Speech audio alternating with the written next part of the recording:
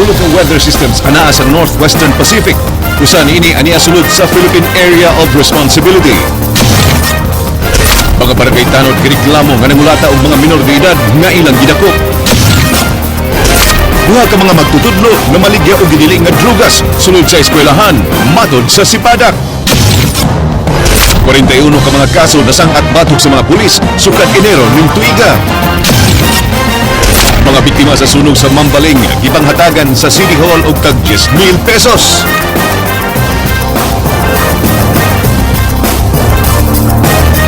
May hapon Sugbo Kabisayan, aniya na mga balita uban ang kanatibukang pwersa sa News 5 Cebu. Karong adlang Huwebes, petsa 2 sa buwan sa Hulyo, tuig 2015, ako si Glenn Soco. Amo na ihatod ang masa yung pagbalita, inubanan sa mas komprehensibong impormasyon. Ako si Georgia Herrera.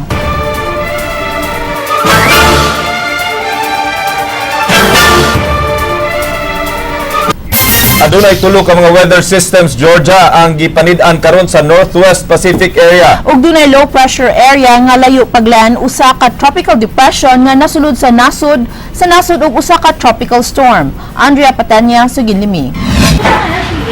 Hingpit na ang nahimong usa ka tropical depression ang low pressure area nga naasud sa Philippine Area of Responsibility kaganihang buntag ug gipanganlan kinig Egay ang ikaupat nga bagyo sa nasud karong tuiga. Kaganihang alas 10 sa buntag nasigpatan kini 520 kilometers east sa Virac, Catanduanes sa Luzon ug dunay hangin gikusgon nga 45 kilometers per hour duol sa sentro.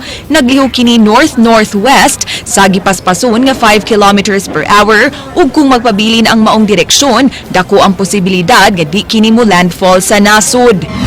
Kung magpadayon ang iyang track na north-northwest, so less siya chance na maka-landfall siya sa Philippine landmass. Apan suma sa Joint Typhoon Warning Center, ilang gi-forecast nga mausab ang direksyon niini paingon sa northwest ug adunay posibilidad nga mo landfall sa northern Luzon.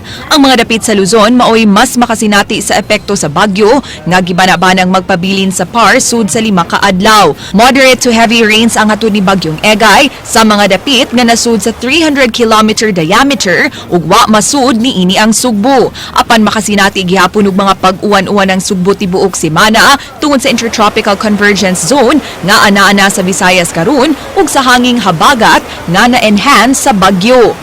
So, ang effect nato dinhi sa Kalampar sa Cebu is, since na naman siya sa may Luzon, ang atong i-expect na kani siyang si Egay is makapa-enhance siya sa hanging habagat. So, mag-enhance siya dito. So, na siya tayo possibility dito ani na daghan siya ang mga pag-ulan na masinati dinhi sa Visayas nga.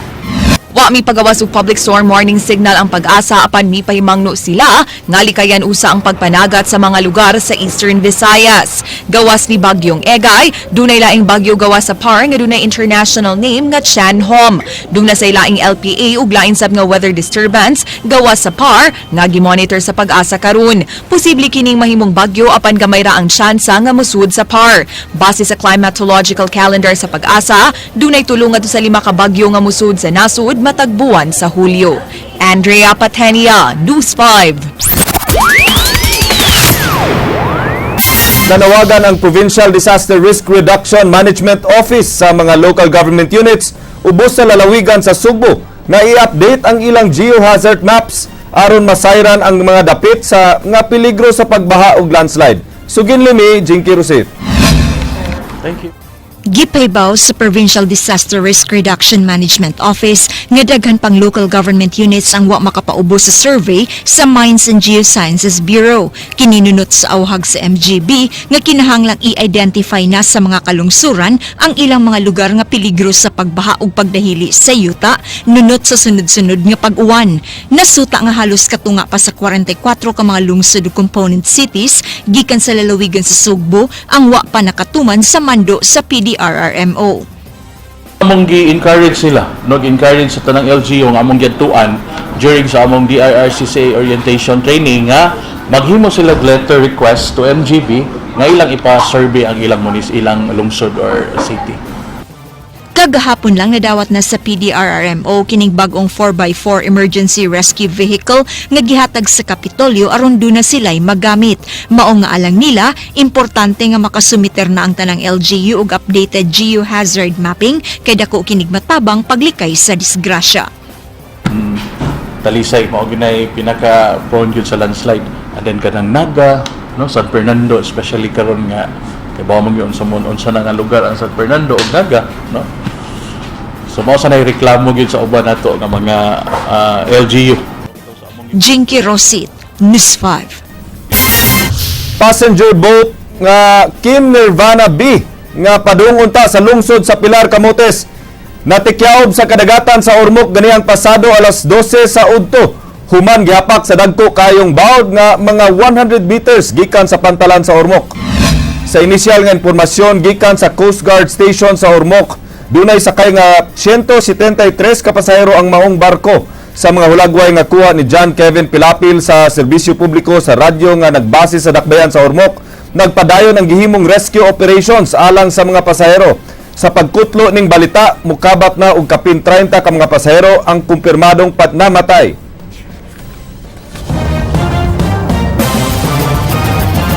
Panimay sa kanhi mayor sa lungsod sa tubod sa lalawigan sa Lanao del Norte nga naa nahimutang sa barangay San Jose, Cebu City, nasunog tungod sa giingong nag-overheat nga dryer sa mga plato. Sugin limi, Ryan Sorote.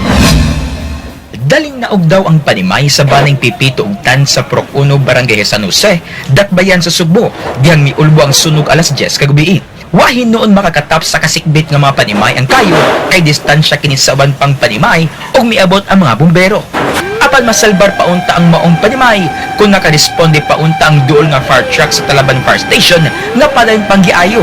Ging nagsugod ang sunog sa dryer sa plato nga gibiyaan sa helper kay magduwa og computer. Nasayran nga di padugay na human sa pagpanghugas og plato si Lloyd Ponce ug iyang gibiyaan ang dryer nga automatic untang mapaong human ang 20 ka minutos.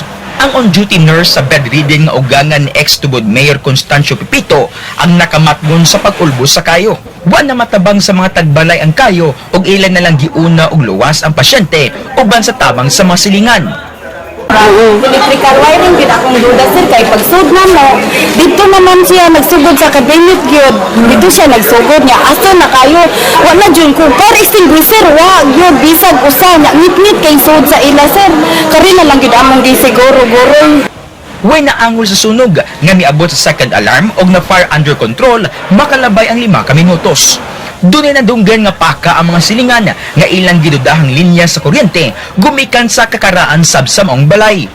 Gisusi pa sa kabumbiruhan kung unsay nahitabo sa dryer nga mo'y hinungdan sa sunog nga nagbilin og danyos nga 200,000 pesos. Basta overheat kay balik na sunog naman. Pagkatapos nilakaw mo siya good. Tabang. Balik na overheat. So ara mo maglisod sir? Wala kay para man siya, makita na usar man siya good. Confine man siya. Dili sa mo control ra. Ryan Sorote, News 5. Mga biktima sa sunog sa Mambaling nakadawat og tag 10,000 pesos nga financial assistance gikan sa City Hall. Giandam na usab sa syudad ang reblocking kung tugutan sa mga tag-iya sa luna ang pagtukod og balik sa mga balay. Ray Pasaporte, Sugin Limi.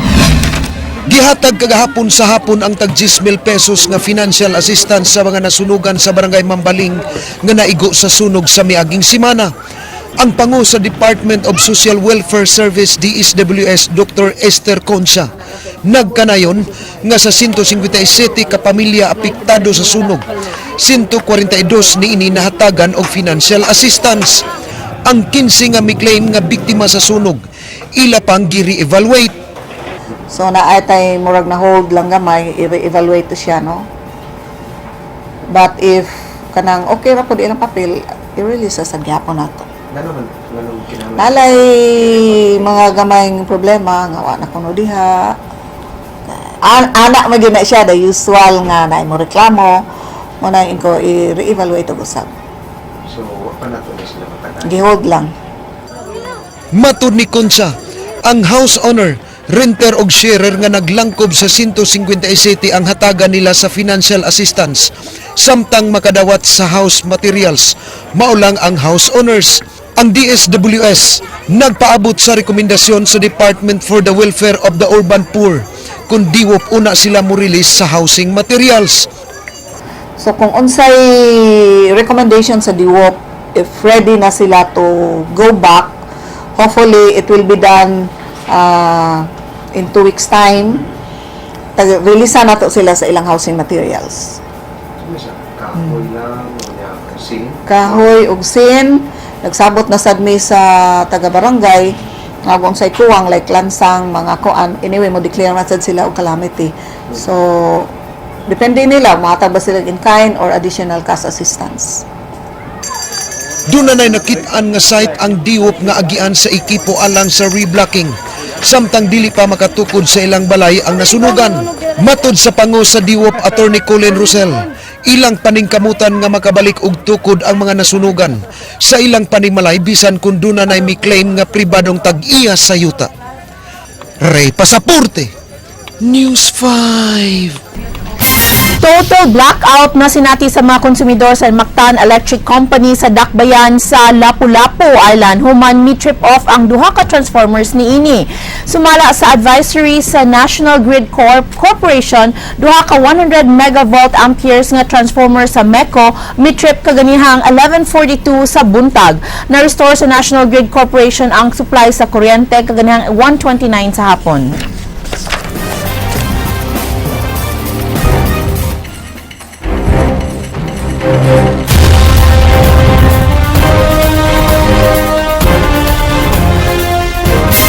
Naunhan sa Cebu City Government ang Cebu Provincial Anti-Drug Abuse Commission sa pagpatuman sa random drug testing ngadto sa mga pampublikong magtutudlo.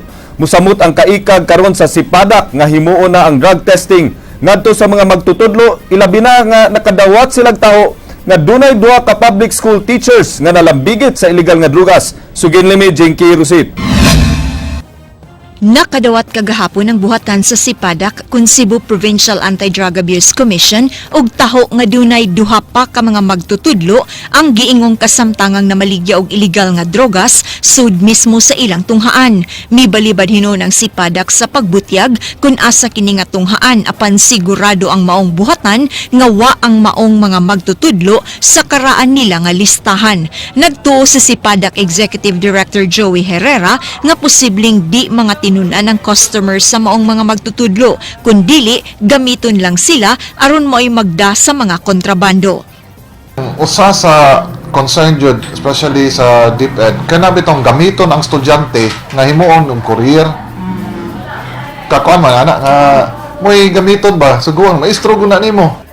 Gipaybaw sab sa Sipadak nga migawas na ang memorandum alang sa drug test sa mga magtutudlo apan gitun-an pa nila ang guidelines una pa kini ipatuman.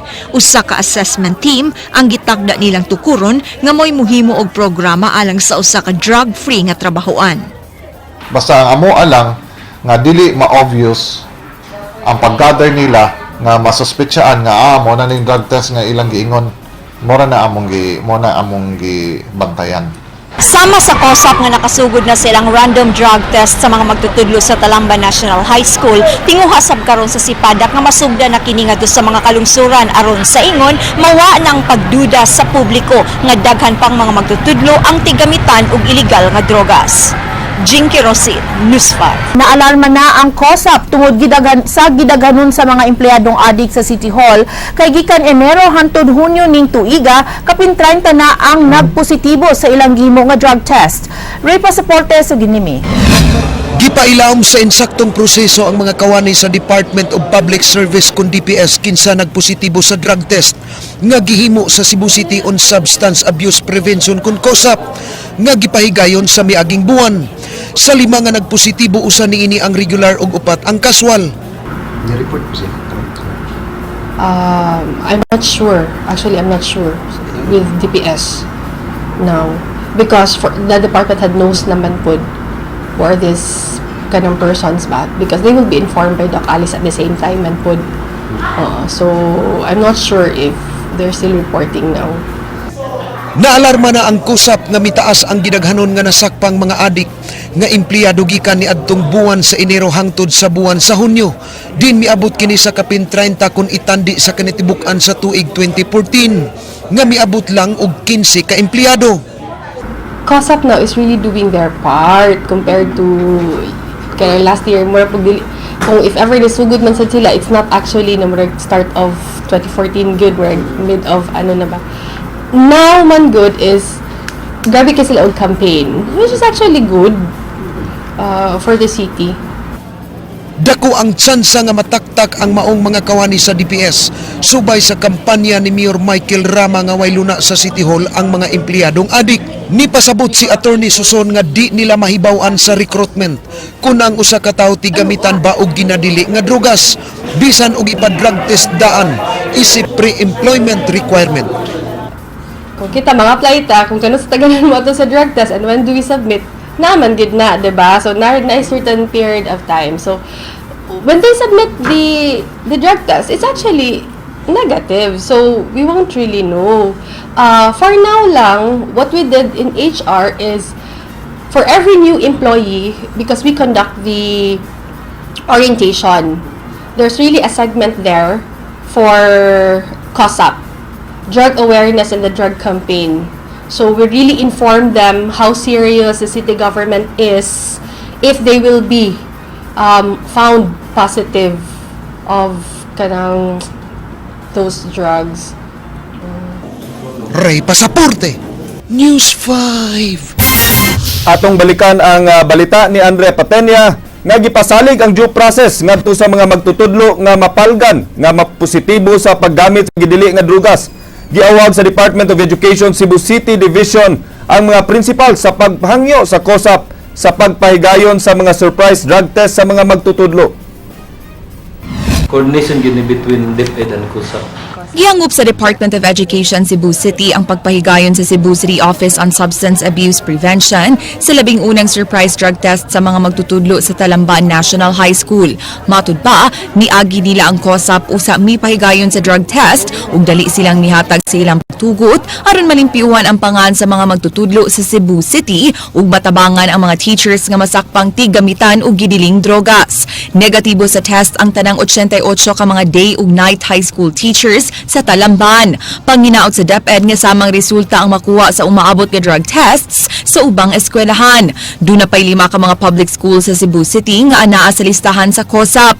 Nanawagan ng DepEd sa mga principals nga kung wa na apili ilang tunghaan sa lista, sila na mismo ang mohangyo sa COSAP ug surprise drug test. Kami nag-expect niya na nga mob sa principal. Okay.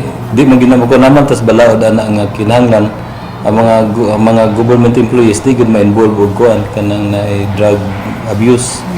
So kung na mob sa principal nga siya mismo mo request for drug testing, malipay kay may nag-welcome kay pud na namo. Kung dunay mo positibo nga magtutudlo sa umaabot nga mga drug test, gipasabot sa DepEd nga di kini madali-dali og tangtang. Kinahanglan pa kining hatagan og due process, usa pa hamtangan og silot nga administratiba. Musugot usab ang DepEd Cebu City nga ipaubos sa drug test ang mga tinun-an sa high school basta siguraduon lang gyud nga nahibaw ug uyo niini ang mga ginikanan. Kung negatibo ang tanang teacher sa Talamban kagahapon sa buntag, usa ka sakop sa Prevention Restoration Order Beautification Enhancement kun probe sa Cebu City Hall nagpositibo sa drug test pagkahapon. Niadtong Martes, gipaubos sa drug test ang mga kawani sa Probe ug Market Operations Division diin unom ang nagpositibo. 5 ang wa kaapil sa drug test mao nga gimanduan sa pag-adto sa COSAP kagahapon aron paghatag sa ilang urine samples ug usa ang nagpositibo. Sa 7 ka drug users gikan sa 2 ka buhatan, unom ang job order ug di na i-renew sa ilang mga kontrata samtang usa ang regular employee ug ipaubos sa investigasyon sa ilang HR ug legal department. Sa drug testing sa COSAP gikan Enero 1 hangtod Hulyo 1 ning tuiga, 41 sa 850 ka mga empleyado sa Cebu City Hall ang nagpositibo sa illegal drug use. Para sa amo alarming, no? Kay in a government establishment or a government agency, bisan nga usa ka buok nga gamitan dili na siya maayo. Why? It's because a government facility or government office mao na nagid ang trust nila sa mga tao ba niya. Mao pay number 1 ang number 1 na role model, no? Hinuon, duna nay 21 ka enrollees sa We Care program sa COSAP nga voluntaryong magpaubos sa rehabilitation. Giklaro sa COSAP nga dili eksklusibo alang sa mga empleyado sa gobyerno ang ilang We Care program kay bukas kini sa tanang mga mulupyo sa dakbayan sa Subo, partikular na alang sa mga tigamitan ug gidiling drogas nga anaa pa sa stage 1 o stage 2 sa ilang drug use. Libre ang maong outpatient program diin duna sila mga kalihukan matag adlawng Martes sud sa 3 ka buwan.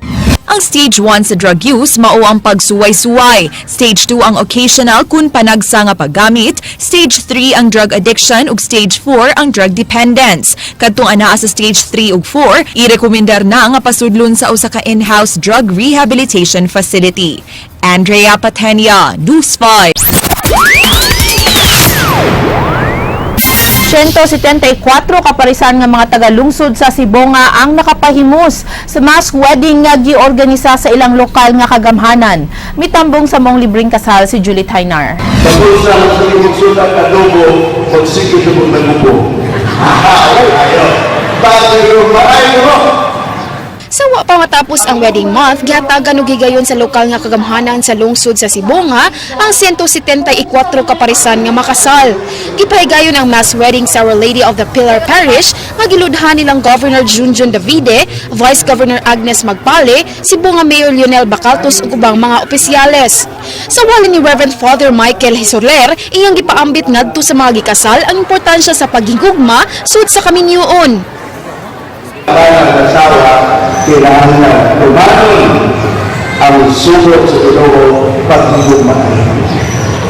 So, yun ang naguglang sa tusa, bisag magkaon pag-upsaki, apan natin. Kay libre ang maong kasal, wa magduha-duha si Nanay Violeta ug Tatay Junel Limay nga magpakasal bisan pa man sa ilang edad. Ang among alang kuan do na gid mi blessing ba sa among panagtipon bisag wala mi anak, wala pa mi kaanak o kay na gyud ko manganak na kay idaran na nakahigugma ay man gyud mi. Ug ang promise ni Tatay Junel ni Nanay Violeta, igugmaon hangtod sa kamatayon.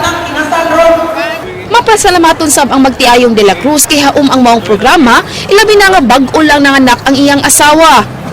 Dayod ako ay pasalamat din namo sa mga sponsor ni tabang aning kasal na mas wedding kay mapakita namo sa kadaghanan namong pagminalay. Activities like this ay sa kinakasal na pag-amuhan sa community sa mga bayan ang panangang ang dato. So now that we are safe, ako kalong verify.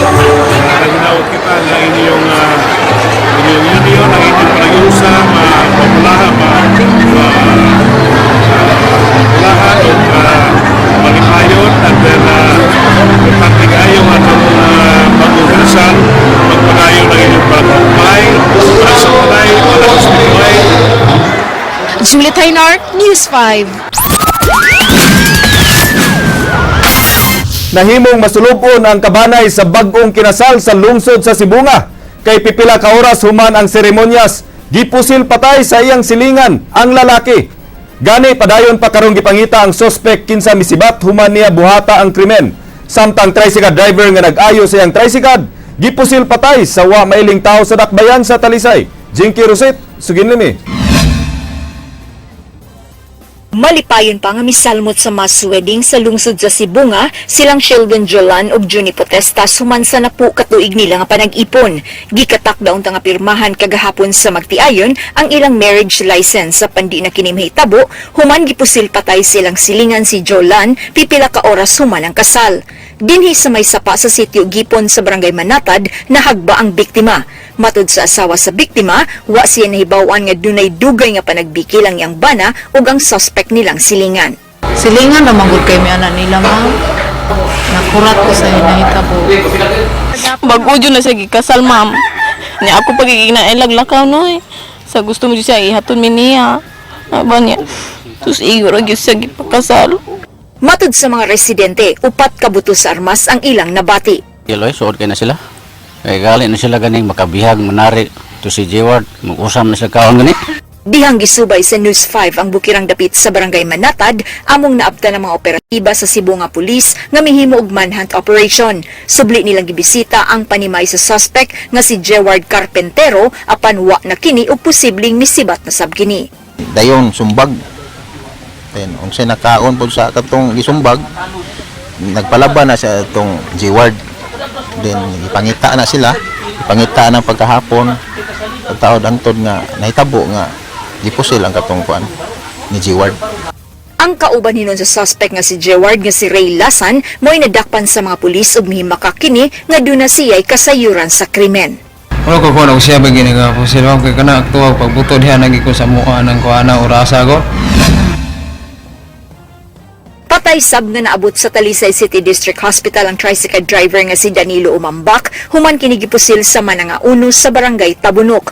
Nakaangkon kinig samad pinusilan sa likod ug atubangan sa iyang lawas. Giingong dinhi daplin sa agianan dunay lalaking miduol sa biktima ug namusil kaniya. Gisusi pa sa Talisay City Police kung unsay motibo sa pagpamusil kay base sa ilang nakuha nga impormasyon, mayong tao ang biktima sa ilang dapit. Nga kini daw ang biktima samtang nagparking siyang motorsiklo o nag-ayo sa sunod nga bahin nga interior portion sa ilang lugar, gawa siyang balay, kalit na nibut ko ang maungang suspitsado o walay igong rason ni pusil sa mong biktima ginamit ang Jinky Rosit, News 5. O kanto ang mga balita sa Aksyon Bisaya, kini si Glenn Soco. Daghang salamat, ako si Georgia Herrera. Bisan asa, bisan kanusa, kapatid. Kay di lang kutob sa balita, Aksyon!